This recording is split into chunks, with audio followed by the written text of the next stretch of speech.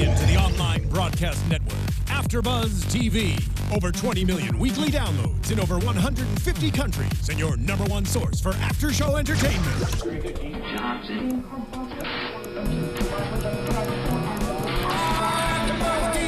AFTERBUZZ TV, the destination for TV superfans. Producing after-shows for over 300 of your favorite TV shows. Interviewing celebrities and showrunners. And bringing you behind-the-scenes exclusives. All thanks to E! Entertainment's Maria Menounos, producer Kevin Undergaro, and internet leader Akamai. Now, let the buzz begin! Hey, sleepyheads! Welcome back to AFTERBUZZ TV Sleepy Hollow After Show. Let's get... Well, I guess the rest of my panel is already very much into it. I think... Are they doing Thriller? I'm pretty sure it's Thriller. Guys, I'm your host, Zach Wilson. Thank you for joining us tonight. You can tweet me throughout the week, throughout the show, at that Zach Wilson. I've also got the live chat up for those of you who have joined us live. If you haven't, you should do it. YouTube.com/AfterBuzzTV. Subscribe, rate, review, all that stuff. Now, let's get into it.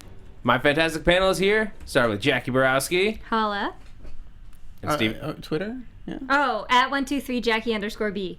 Stephen Lemieux. Hey guys, you can find me on Twitter at Stephen Lemieux, StephenLemieux. You're very shy.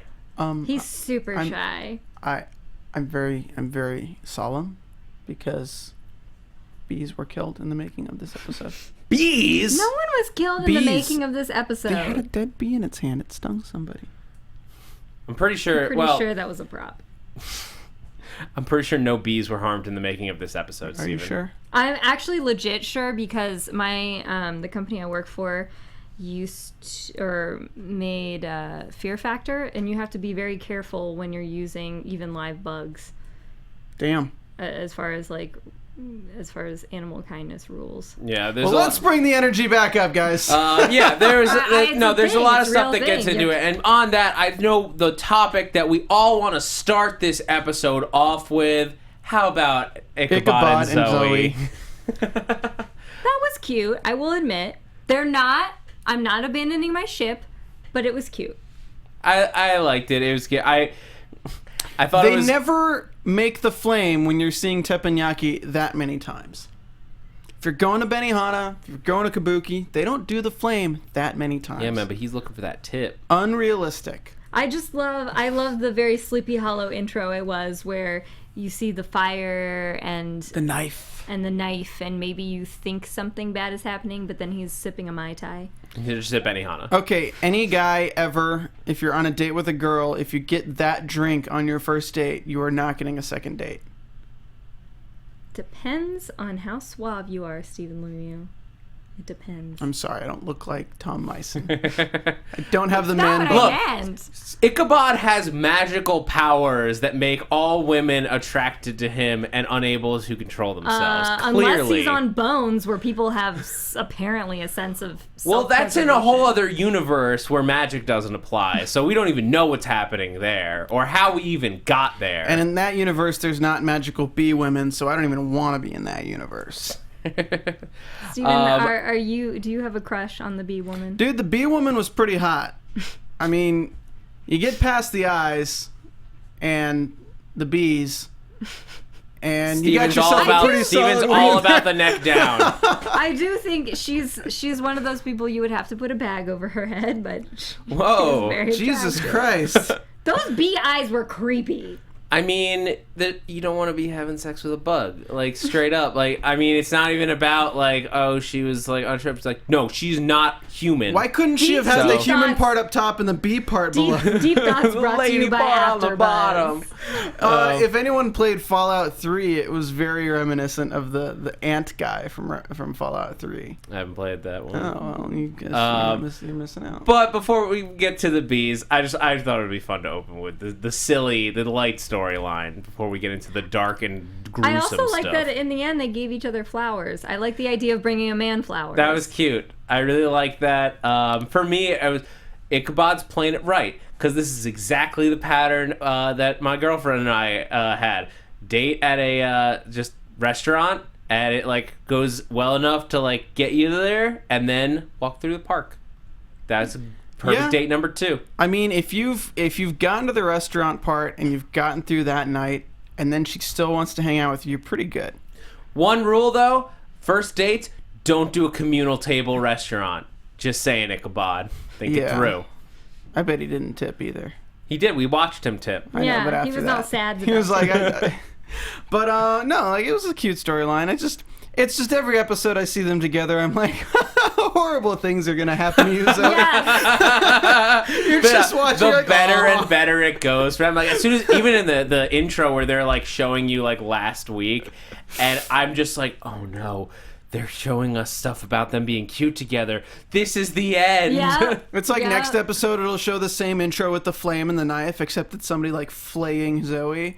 And you're like, oh, I saw this coming. She's going to become possessed, and they're going to ask her to open the Chamber of Secrets. I thought Jenny was going to be possessed, and now Jenny's going to be Jenny Irving, and we can have friend Jennicky Merving again. I don't follow. I just have to get Boo69B thinks that Tom Mison, the reason he is so suave with the ladies is because he's super hot Jesus. Super hot Jesus. Oh, man. My argument, and I've said this on Twitter, I said this here, everybody on this show is attractive. Everybody. If I was in a room with every person on this show, I would have no idea who to look at because everyone is gorgeous. And yes, that includes the women. We had Lindy Greenwood in here, and she has a perfect face. It's hard not to stare at it. She has a perfect face. I like that Cadet IPK in the chat said, did Ichabod pay with Abby's money on his date? Pretty sure he did. Pretty sure. He doesn't have a real job. To be fair, he should be getting FBI consultant fees from her at this point. Yeah. So I feel like he's earned that money. Yeah. I don't know. I think Zoe comes off as very sweet and innocent, but I could see some ankle with her in that skirt, and that's just not acceptable. I mean, Sleepington Abbey. Dude, her Betsy Ross outfit from last week, you could see up to her knees. That was pretty sexy. Whew. All right, so now that we're done with like the really quick story, now let's get into the bees. Bees. Beads. If you haven't searched Oprah GIF bees, you are missing out, and you need to do it right now, or just go on Twitter. The writers, the Sleepy Writers Twitter, tweeted out the Nick Cage. They tweeted out Nick Cage from The Wicker Man. Oh my God! The bees. Don't cover Henry Winkler in bees. There's so many bee references. I love it. I like covering people in bees. Did you guys know that literally last week, a truck carrying... Where are you going with this? No, literally last week in real life news, a truck carrying tons and tons of bees, like a literal ton of bees... I doubt they weighed a ton. ...crashed on the highway and flooded an entire part of a highway with bees. See, here's the thing. That is so frightening because like bees are one of the things like that I'm not like I don't know like a fear like I'm gonna freak out, but I really don't like bees. If I get stung by 5 bees, I die.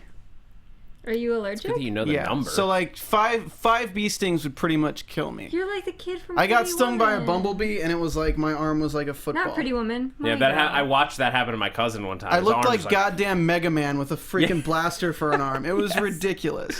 But so this monster worked for me in that way because I'm like, I don't want to go anywhere near that. That scares the hell out of me. A little bit cheesy with the eyes. Yeah. Like I would have liked a little bit more. Form, I didn't, I've seen bee swarm monsters tackled on lots of shows. The most notable one for me is Smallville. Can we just quote that?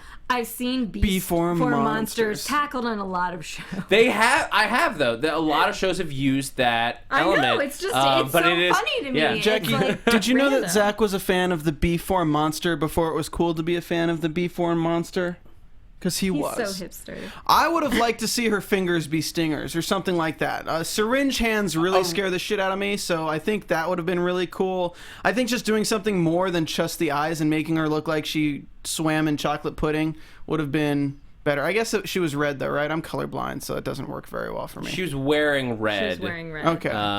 The human form of it was a little weird. Just like I was trying to figure out what the reason for it was. I guess if we dig into it, it's that like it's a Jamaican folklore or Caribbean folklore thing. Okay. That's the Red Lady from Caribee? Yeah, they have songs of the Red Lady from Caribee. They what people used to do is they would adapt creatures and sicknesses and things like that and give them a persona. So they would sing of the Red Lady of Caribee, which is literally those Jack Spaniards. They'd sing of them, and they'd sing of what they did as if it was a song. It's like sailor tunes, shanties.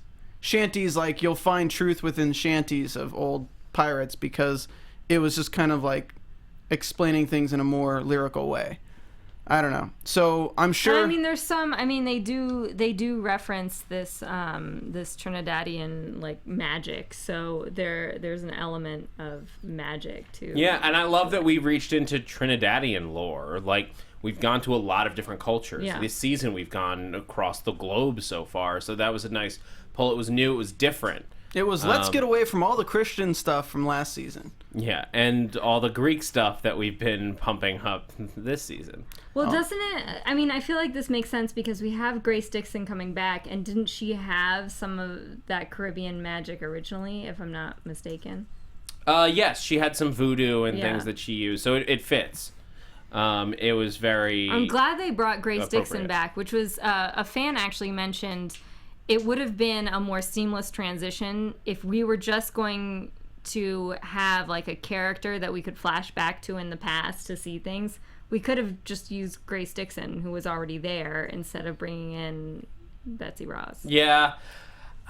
The more and more I see of Betsy Ross, The more hot she is. You can see I was gonna say the Violas. more disappointed. Much, yeah. She's you could see her shoulders and her. Why do you think Washington keeps her around? She doesn't fit in aside from her being an amazing super spy that can kill anything. Scene. She just doesn't fit. She in doesn't. The scene. I'm becoming more. Well, what I was saying, I'm becoming more and more disappointed with her character the more we see her. What started out as this awesome character, a fun take on this historic figure. Yeah, an awesome idea. It just like it hasn't developed in the slightest. She's doing the exact same thing in every episode, and I don't know where it's going. Well, her character is basically a writing tool so that they don't have to put Ichabod in every single flashback at every single battle. Because it's that's like, all that it is. if you were like, oh my god, and this time that Ichabod was in Washington's tent after he got stung by a bee, you'd be like, really? Is Ichabod just around every single historical figure at every point in their life, at every single gigantic thing? Yeah, Forrest Gump. So like, okay, let's introduce a character that makes sense for being in that time. Let's give her a cool backstory so it makes sense that she's around these people, but Ichabod wouldn't have known about everything she was doing, so there's still some discovery. Okay, who can we use? Girl Who Made a Flag, Betsy Ross. Cool, super spy assassin, great. Assassin's Creed into Sleepy Hollow. We got this going, and let's go. It really is feeling like that the character is not really a character because her scenes don't have much to them.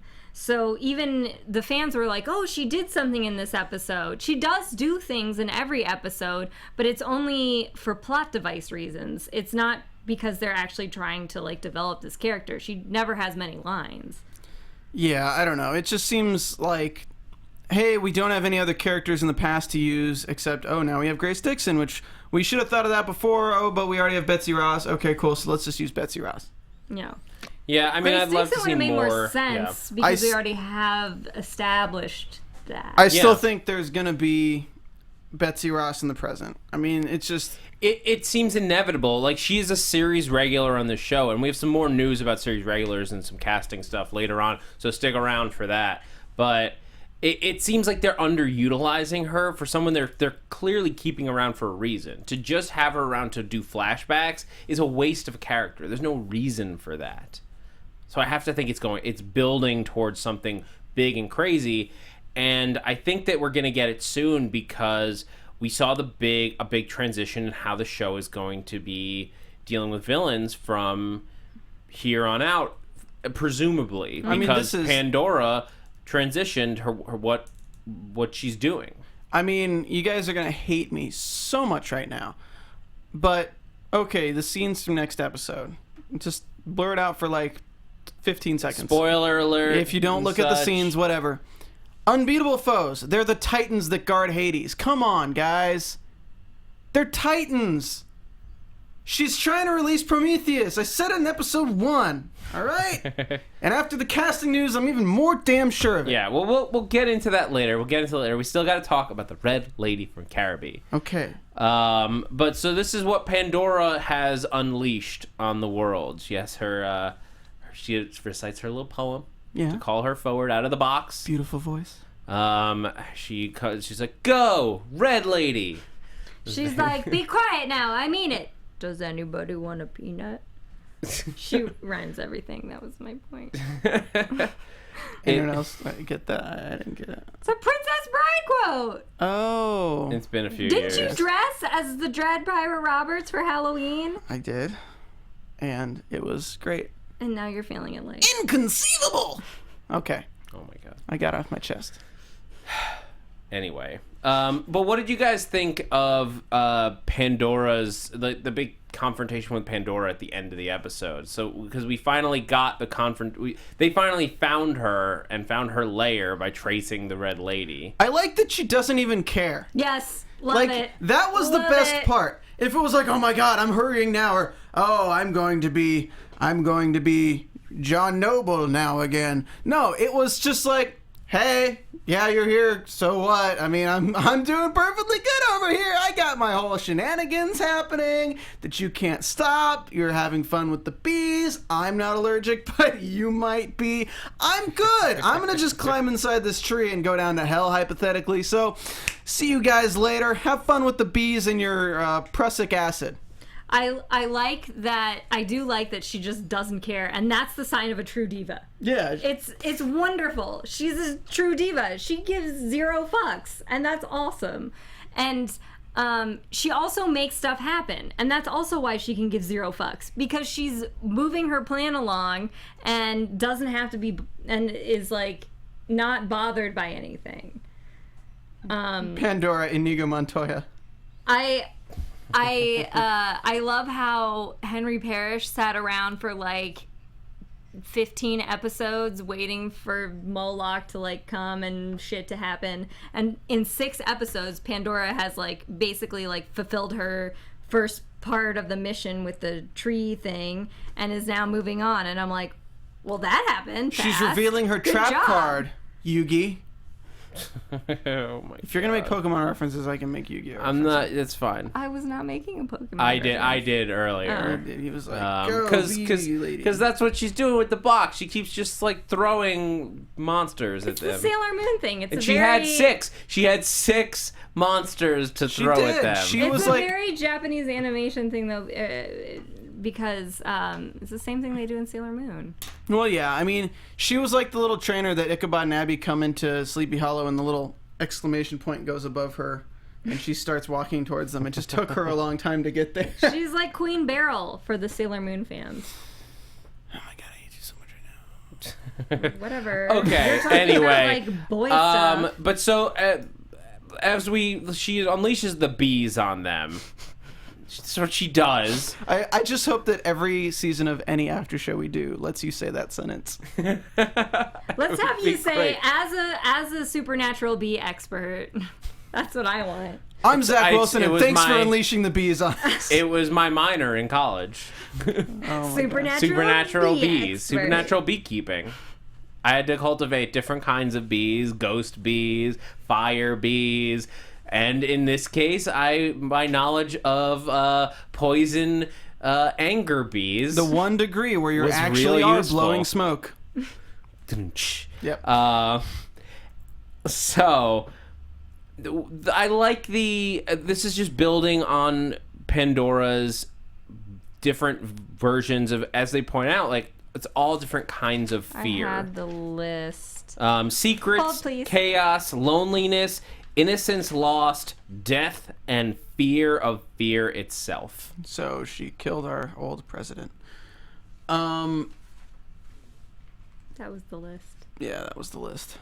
Well, 6 things. Yeah. Six things. 6 things, 6 blossoms that Ichabod. Come on, Found Ichabod. on the back of the tablet You that don't he think thought that's was just a important design. on the back of this magical tablet when symbols mean everything? I totally saw him pull that. I'm like, Ichabod, why do you just randomly have this cutting board with something Greco-Roman on it? I guess it was just out of nowhere. Cutting I board. forgot about the tablet, so I'm like, is he just like looking at his cutting board and realizing, oh wow, there's a tree with 6 blossoms on it.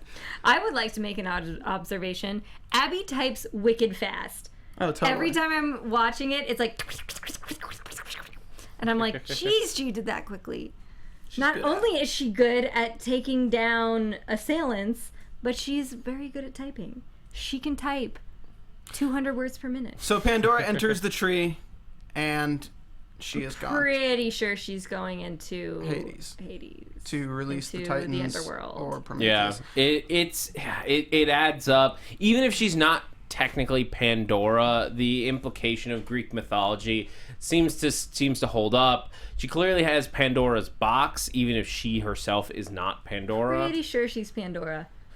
She's on the Adele station, Pandora, where it's like really sad. I mean, could she have taken it as a name because she had the box, though? I think they're trying to imply that she's Pandora. In that last scene, she's wearing a very like Greek-inspired dress. She has like the bowl, the curly hair, the Athenian bowl.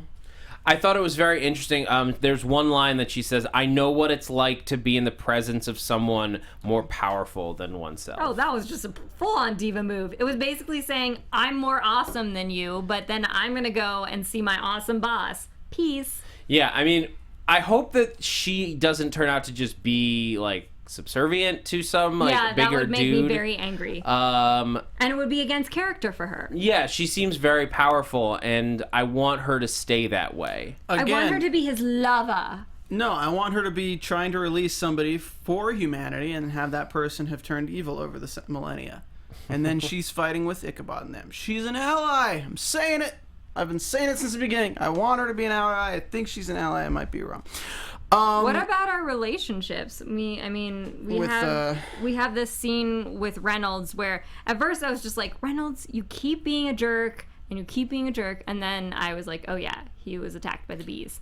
You didn't notice that he was stung before you did that? I noticed when they got in the car and he was driving like a crazy maniac. Oh no, he like rubs his neck before the commercial, and then they're like, oh no. But what I really liked about this scene is it gave a clever way of telling us that Reynolds is not stupid. This car ride was all about telling the audience that Reynolds is not an idiot, because everything that he says is not something the bees are telling him. It's not insanity, it's just his subconscious. It's everything that he's been holding back from asking Abby. Yeah. So it tells us that he's thinking, who is this Ichabod? He's definitely more than you think he is. Yeah. What's going on with your sister? They're definitely more involved than you're saying they are. Right. What's going on with you? Because I know you're involved with your sister and Ichabod, and lots of crazy stuff's been going on in this town since I came here. All right, tell me it all right now, because my subconscious is just blathering on like an idiot.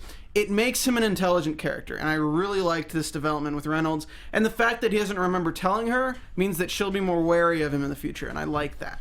I like that also we learn more about the relationship between Reynolds and Abby, because it seemed weird that they haven't, they touched on it in the beginning and then they kind of like forget about it and let it be this like dead weight in the air. So I like that he brought it up, that they had this like lovers getaway and he hasn't forgot about it, but she's acting like she has. Yeah. Do you think that there's a chance that Reynolds is lying, that he does remember? See, that would be interesting. I do like that they're doing the whole Men in Black like mind eraser moment where it's like, oh, you forget all about this weird stuff that happened so we can come on being weird behind your back. Weird! I mean, they literally like locked him. I thought it was interesting They that locked him in the headless dungeon basement. Yeah. Like, you couldn't put him somewhere comfortable. Loved it. I was just like, Loved well, it. hey Reynolds, you probably used to Abby putting you in handcuffs. Hashtag Throwback Thursday. Whoa. Hashtag throw you down Thursday. Hashtag Jump Your Bones B-Day. Are you doing like a Jesse Janity impersonation That right now? was a Jesse Janity impersonation. Shout out to Jesse Janity. You can find him at Twitter at GJ Jesse Janity. Okay. Oh my god. But I feel like him being brought down to their little underground base where they kept Headless. Brought to Bended Knee. No. Well, it probably also meant that they could contain the magic. I mean, I know that Yeah, that's a magic area. That's fair. But I think if he did remember that, like that just being in that space is more than enough for him, if he can remember it, to put together that they know more about this world than about what's going on than they're telling him. And if he truly doesn't trust Abby at this point, regardless of whether or not he's in love with her, it would make sense for him to play that close to the chest and wait until he can use that card down the road. Well, I think it's more of a, if he remembers and she remembers, of course she remembers, but if he remembers, he laid everything out on the line. He told her everything, and she had a moment that she could have killed him, she could have done anything she wanted to him, and she didn't. Mm-hmm. And she's acting like nothing happened. So obviously, her knowing that he knows is not, if he remembers, it's one of those things where he can probably come to the realization that, okay, maybe she's not against me if I'm still around and they saved me. But I don't see, I don't know. I don't see any benefit to Abby killing her boss. I mean, do you? She had to keep him safe. I mean, but in his mind, if let's say she's on 2 involved in levels. Nevin, if she's involved with Nevin on like his level, then it would have benefited her to take him out because he's leading the strike force against Nevin. So in his mind, if he's told her all this and she doesn't do anything to harm him, then that means that she's at the very least not on Nevin's side. I don't think he thinks that either. I think he just thinks that she knows more because I don't think he actually believes that Abby is like trying to like sabotage the FBI. I think he's just thinking, you know more and you're protecting your sister. She's the head of the FBI. She's not the head of the FBI, guys. I'm sorry. No, she's not even the head of this branch. That's No. Reynolds' job. Yeah. And he is not going to let her take it away from him. And we also had that great reveal in I'm loving Jenny and Joe's scenes. I'm shipping them so hard. They talk to each other's faces, like inches from each other's faces, and they Stop didn't it. kiss. Stop trying to make characters get together. They were about to kiss. Oh, come on. They had a moment. Stephen, the two of them, there's such chemistry between They them. had a moment when they were in that shop with, what's his face? Azeka? Azeka? That's what I have. Oh, Hazaka. Hazaka. Oh, I love that scene. They had, they had a scene where they were so close to each other's faces when they were talking, and the guy obviously picks up on their chemistry and is making jokes about it. This will help you for my long nights. I love him as a character. He's really funny. I Yeah. hope he sticks around. I do too. Especially after what the hell just happened. He's like a prophet. Yeah, he is. He's like He's like John Noble, the Sin Eater. Kind of. I was gonna make a Harry The guy Potter from Thor? reference. Trelawney. he I thought you were is. gonna- oh. He is In that he Trelawney. like zaps into a prophecy mode, has no memory of doing it, but foretells doom. But do you think he has no memory of it? Because he says a shadow then You need to protect her. A a shadow older than yeah. time falls over your soul, you shall be claimed. And then he changes back to his normal voice and he's like, your fate has changed. So I think he does know, like, whether or not the prophecy took him over. I think he remembers that moment. And Maybe. reminds her Yeah. that her fate has changed. I loved that moment because it was such a perfect shock. Yeah. It this didn't. whole subplot was a perfect shock. The whole subplot. Yeah, let's dig into it because I feel like this was I wanted to just focus on this. Like Pandora, like We knew that B-Lady was is coming fine. almost, yeah. B-Lady is fine. Pandora, cool. That's moving forward. I'm glad that we're only like 6, 7. What are we? 6, 7 episodes in now. And Pandora's already off to the next stage of her plan. Fantastic. That's what I want. I want to see progression of the storyline, and Pandora's moving forward. But I could have watched them for the whole hour. Yes. With Don't say that. Don't say that. Don't say that. Jenny and Joe. I like their storyline, but I don't want a whole episode about it. And the writers are probably going to give it to us in the next few episodes, and I don't want that. They're going to give us something really interesting with Pandora, and then just completely leave it there, and you're going to be like, damn it. Why did I say that? No, I like the storyline. Mm-hmm. I like that we're giving Jenny a power over something that can compete with Ichabod and Abby's power. Well, okay, so let's dig into it because they get the shard. They play this guy Nevins, Which, oh my gosh, I was totally duped because when Joe went in to talk to Nevins, I was like, ah, you're betraying her. And then they come out and they have that scene where it's like the double cross, and I was like, oh yeah. Yeah, they are a team. They got me too. Yeah. I thought he would, because Joe's been desperate and like he wants to know, and I totally bought it. His dad. And I would have believed it. I would have believed that he would have done that as a character, but this also was cool too. I loved the double cross. I thought it made it made us as viewers see them as a stronger team because they're able to take these kind of chances. I don't think we've seen the last of Nevin. Oh no. He would have gotten away with it too if it wasn't for Lindy Greenwood. Hades, no, we have not. But so he figured. Sorry. Randall Eyes Burn in the chat said Moloch will return as the Malachnus monster. No! I could not laugh. I'm sorry, guys. So he basically just figures out, like, they've had this in their possession forever, and he does, like, one little twist, and is like, oh, it opens, like this. Did you not ever try, like, turning it in your Did she not see it? Oh, wait, no, because Joe was the one who was in there when he pulled the glove on to make sure he was holding the disc in a glove. Yeah. And as soon as she takes it out of his pocket, I'm like, don't touch it with your bare hands, Jenny Mills. You touched it with your bare hands. That's supposed to and now she's having, like, weird fire lumpy dreams. Yeah, she's turning into, like, something of that sort. Johnny Blaze. It's better in your head. And we're having these references to Corbin being someone that does not jive with how Jenny thinks of him, how Abby thinks of him, how we saw him in the 2 seconds. Any version of him, we can't, even down to Angel, like being buddies legacy with him last week. It's totally different from that. Yeah, it's very bizarre because this Nevins guy said, oh, you'll think like your dad, where people are not good, not evil. They just want power, and that does not jive with anything we know about Corbin. So now this opens up a whole different can of worms where what is Joe Corbin's character? I think the thing that you got to realize is that everyone's playing different parts. Just like Joe, when he's meeting with Nevin, is thinking of something else. Corbin, the original Corbin, not Junior Corbin, could have been playing Nevin. That's true. I mean, that's the thing, is like, if you're yeah. getting all this information from somebody who's bad and worked closely with Corbin, who is apparently, what you're hearing is he was bad, but you know him your entire life as being a good guy, why don't you think that he's smart enough to play the bad guy, to be more involved in what the bad guy's doing?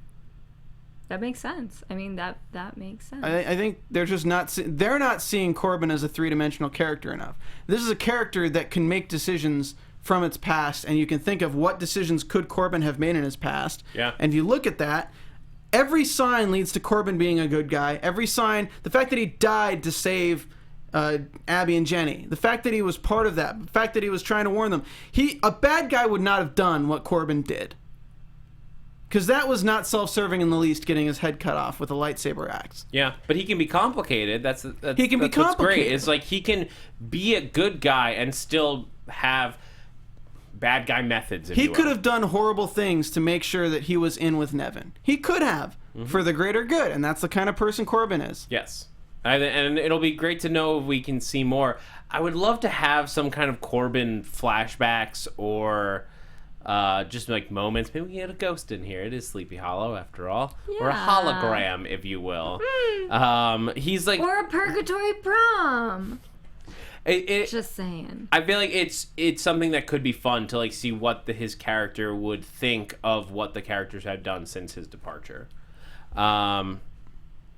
Okay, so running low on time today. I think Sleeping to Nabby will have to wait till next week. It will. Most scandalous, but we will have to wait till next week because I want to make sure we have time to talk some news and gossip. Explosion TV news. Okay, so 2 big casting things. Jessica Camacho who we know as I didn't even know the name until I saw her. Freckles. Sophie Foster, the relic hunter, who is working for Nevins, has been promoted from a recurring guest star to series regular. So we're gonna see her apparently a lot for the rest of the season. How many series regulars can this show keep in the A regular amount.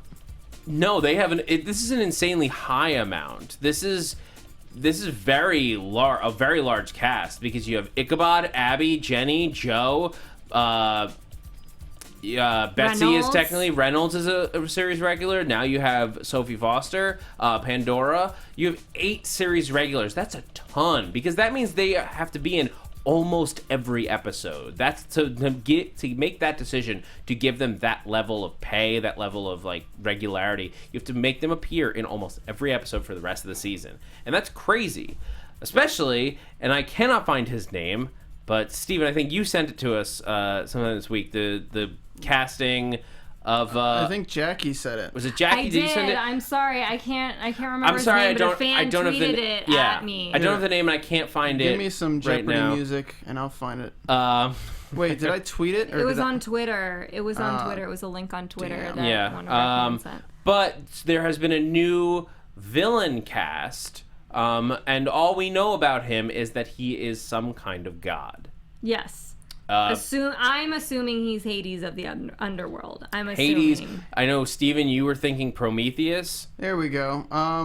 Jacque Borowski. Cha. But there's a lot of potential if you want to go into that Greek mythos, the pantheon of Greek gods that could be related to Pandora. I want to see them go to the River Styx. Peter oh Mensa. my god, it would be amazing. Peter Peter Mensa. Mensa from 300. I think he was in Gladiator 2. Nah, dude. Big, buff, tall black dude. Very intimidating. Man, this guy is... We saw him for a second in Jenny's vision. We saw him for a split Did we? second. I didn't see Yeah, it. that Did was... we? Oh, was that him? Yeah, that was him. Oh, For a split I totally second. missed that. Yeah. I blinked. Yeah, it was very quick. Don't it was blink. just a piece of his face. He's either Hades or Prometheus. I really hope he's Prometheus. He could be either. Hades rings true to me based on the talk we had earlier in the season about Demeter. Yeah. If Pandora turns out to not be Pandora, but to be Demeter or Persephone, Hades would be a great pull. I would love to see that play out. That she's either Demeter. The tree leads me to believe that she's Demeter or Persephone. I'd have to think through it. I guess I'll come back next week with a more strong idea of what I think it could be. But so that we have time to do it, let's do some predictions. And now, your AfterBuzz TV predictions. Oh, and Boo points out apparently Henry definitely isn't coming back because he's on elementary right now. I guess that he can have it. It's good that he's got more work. Yeah. So next week, as Stephen was pointing out before, we have crazy unstoppable rock monsters. Titans. They could be. Calling it now. Titans. That could definitely stand. Old gods brought forth. For anyone who doesn't know, the Titans are the old gods, Kronos, Zeus's parents, and the pantheon that came before the pantheon of gods that we know, like Zeus, Hades, Poseidon, all those guys who they've replaced. And they're locked away in Hades. And they're unhappy. Yeah, ready to be They don't like humans. Unleashed and take out the world. That could be cool. I like that prediction. I like it. Jackie, what are you thinking? I think that Jenny is going to become possessed because... Not another Irving. Sorry, but that's That my was what I said prediction. when I saw that. I was like, not I mean, another Irving. that's what it sounds like. It's like they're saying that she's going to be claimed, or her soul could be claimed. So either she is in danger of becoming evil or in danger of becoming possessed. And from her dreams, it seems like she already has some sort of connection to the new character that's coming. Yeah, I mean, I'm curious to see how the fact that it's the shard of Anubis comes into play. I think people sorry, I didn't interrupt you. Well, we're going into Hades, and we're dealing with that storyline. Anubis is the Egyptian god of the afterlife. So, obviously, these things tie together. If we combine Hades and Anubis into one thing, that could be a really cool reveal that, like, they just... Because we deal with tons of different mythology, to smash them together would be a really unique thing I don't think I've seen before. I think you're onto something in that I think that the Anubis shard is a shard of Hades' power. I think the fact that Jenny saw him means that it's a shard of Hades' power. I don't think it's going to possess her in any way, shape, or form. But I do think they're going to want the power back. So you think that now she is going to be a powerful being? Like she's going to be, maybe next week, the only one who can stop the Titans. She's going to be the one that can stop the Titans. Because Abby has something, Ichabod has something. Now Jenny has something that's powerful, but it also makes her a target, and they're going to want the power back. She's probably the key to something now. Well, I always thought, but the thing is, Jenny's always been a badass. Remember when she was in the insane asylum and she was like hiding on the ceiling and then like came down? No, she's a badass, but she doesn't have anything skills. supernatural, is what I'm saying. That's true. Yeah, that's true. Yeah, not before this, but now, now she has. I mean, maybe she'll be able to do some magic that's actually useful. Yeah, the power to turn her arm Everybody yellow. here is doing magic that's useful, as opposed to once we got rid of that one lady. Yes. Hey, she was too busy magically making herself look amazing in a corset. Guys, I think that's pretty much. It's a pretty good spell to know, though. It is. I wish I knew that spell. Jackie's like, no, that is dumb. Where can we find you on Twitter, Jackie? At 123Jackie_B. You can also find me on my website, 123JackieB.com, and on my online series, Words Wine and Women. Stephen Lemieux. You guys can find me on Twitter at Stephen Lemieux, STPHENLEMIUX, as well as doing all these different stuff for the Popcorn Talk Network. If you love movies, check out youtube.com/Popcorn Talk Network and follow it on Twitter at the Popcorn Talk. And you guys can find me on Twitter and Instagram, and I guess Twitch now as well. I might be doing some of that at that Zach Wilson and all those places. ThatZachWilson. And also here at AfterBuzz on a whole bunch of shows. Grimm is back. If you guys are fans of that show, great time. Some fun stuff coming up this season. Be sure to tune in and join us. Guys, I'm Zach Wilson, and look out for those bees. From executive producers Maria Menounos, Kevin Undergaro, Phil Svitek, and the entire AfterBuzz TV staff, we would like to thank you for listening to the AfterBuzz TV network. To watch or listen to other after shows and post comments or questions, be sure to visit AfterBuzzTV.com. I'm Sir Richard Wentworth, and this has been a presentation of AfterBuzz TV. Good night, sleepyheads. The views expressed herein are those of the hosts only and do not necessarily reflect the views of AfterBuzz TV or its owners or principals.